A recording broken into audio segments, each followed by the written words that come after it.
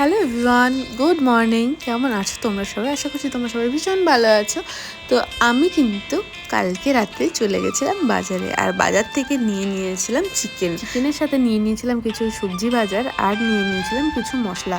তো হুট করে মনে হলো ওহো, আমার কাছে তো মিট মশলা নেই। তো এই দোকান থেকে আমি কিন্তু নিয়ে নিলাম মিট মশলা, নিয়েই কিন্তু সোজা চলে গেলাম রুমে।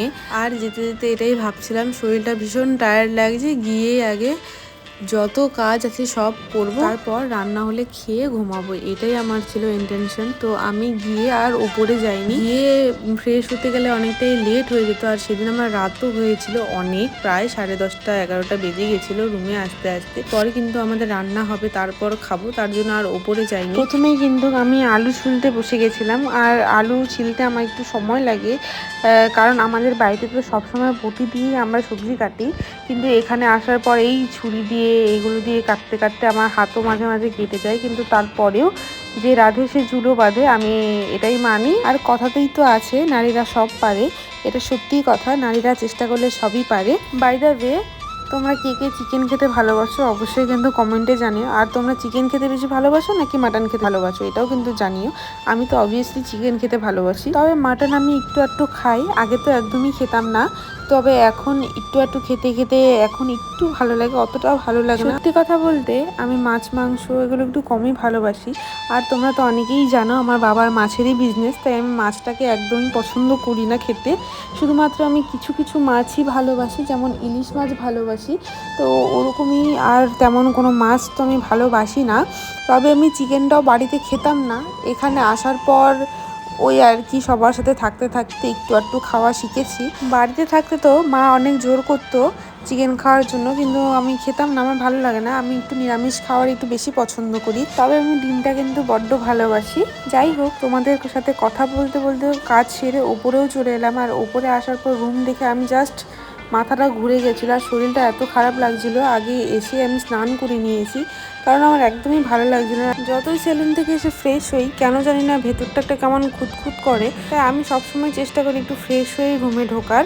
তো আমি কিন্তু আগে ড্রেস না চেঞ্জ করেই চলে গেছিলাম একদম ওয়াশরুম থেকে স্নানটা করেই চলে এসেছি ঘরে। আর ঘরে এসে তেমন তো কিছু করতে ইচ্ছা করছিল না, তবে না করলেও ভালো লাগে না। তো প্রতিদিনই রুম ক্লিন করা হয়, প্রতিদিনই ঝাড় দেওয়া হয়, প্রতিদিন মোছা হয়, তারপরেও কেন জানি না নোংরা হয়ে যায়, মানে ধুলোগুলো হয়তো উপরে চলে আসে। নিচ থেকে এসে শরীরটা এতটাই টায়ার্ড হয়ে গেছিলো যে আমার স্নান না করলে আর কিছুই ভালো লাগছিল না, হয়তো এতটুকু করতে পারতাম না। তার জন্য আমি স্নান করে ভেবেছিলাম কিচ্ছু করবো না, আজকে শুয়ে পড়বো। কিন্তু তারপর কেন জানি না মনে হলো না, একটু ঝাড়টা দিয়ে ঘরটা মুছার পরে স্কিন কেয়ারটা করি। তো আমার এই আর কি সব কাজকর্ম কমপ্লিট করে আমার এত বাজে লাগছিল শরীরটা, জাস্ট তোমাদেরকে বলে বোঝাতে পারবো না। অসম্ভব একটা মাথা ব্যথা শুরু হয়ে যায়, একদমই ভালো লাগছিল না। হুট করেই মাইগ্রেনের যন্ত্রণাটা এত বেড়েছে। আচ্ছা, কোচবিহার বা আলিপুরদুয়ারের মধ্যে সবথেকে ভালো চোখের ডক্টর কে আছে তোমাদের চেনা জানা থাকলে আমাকে প্লিজ জানিও, কারণ আমি কিন্তু এই ছোটোবেলার থেকে এই মাথা যন্ত্রণায় ভুগছি। আর আমার কিন্তু অসম্ভব চোখে পাওয়ারও আছে, আর আমি কিন্তু ছোটোবেলায় চশমাও পরতাম, কিন্তু আমার খুব প্রবলেম হতো চশমা পরতে, আর লেন্স আমি ক্যারি করতে পারি না, তার জন্য আমি ছেড়ে দিয়েছি। আর আমার চশমা পরতে পরতে চোখের নিচটাও কেমন কালো হয়ে গেছিলো, তার জন্যই আমি চশমাটা বন্ধ করেছি। তবে এখন মনে হচ্ছে আমাকে চশমাটা নিতেই হবে, আর কোনো উপায় নেই, কারণ দিন দিন পাওয়ারটা কেন জানি না বেড়েই যাচ্ছে, আর খুব অসুবিধাও হয়।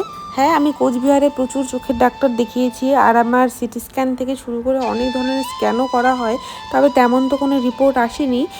তারপর আমি কিন্তু ছোটোবেলাতেই এই আলিপুরদুয়ার নাইস ক্লাবে, যেটা চোখের হসপিটাল রয়েছে, শুধুমাত্র ওখানে চোখেরই চিকিৎসা হয়, তো আমি কিন্তু সেখানে দেখাই। তারপর আমাকে চশমাই সাজেস্ট করেছিল, আর আমিও কিন্তু চশমা নিয়েও ছিলাম। তারপর আমি অনেক দিন চশমা পরি।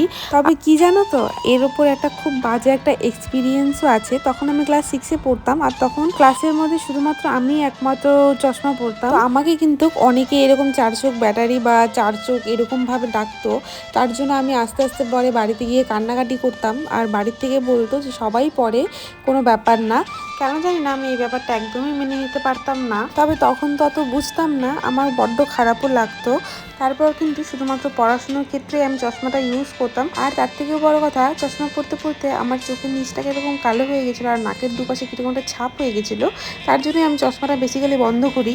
আমি কিন্তু ছোটোবেলা থেকে কখনো রিডিং পড়ে পড়াশুনো মুখস্থ করতাম না। সবসময় আমি লিখে লিখেই পড়া মুখস্থ করতাম, কারণ যখনই আমি পড়তে বসতাম তখনই আমার মাথা যন্ত্রণাই শুরু হতো। এই গল্পটা একদিন পুরোপুরিভাবে তোমাদের সাথে আমি শেয়ার করবো অন্য আরেকটি ভিডিওতে। যাই হোক, তোমাদের সাথে তো আজকে অনেক কথাই শেয়ার করলাম। তো আজকের ভিডিওটি কেমন লাগলো তোমরা কিন্তু অবশ্যই জানিও, আর প্লিজ তোমরা ভালো লাগলে একটা লাইক করে দিও।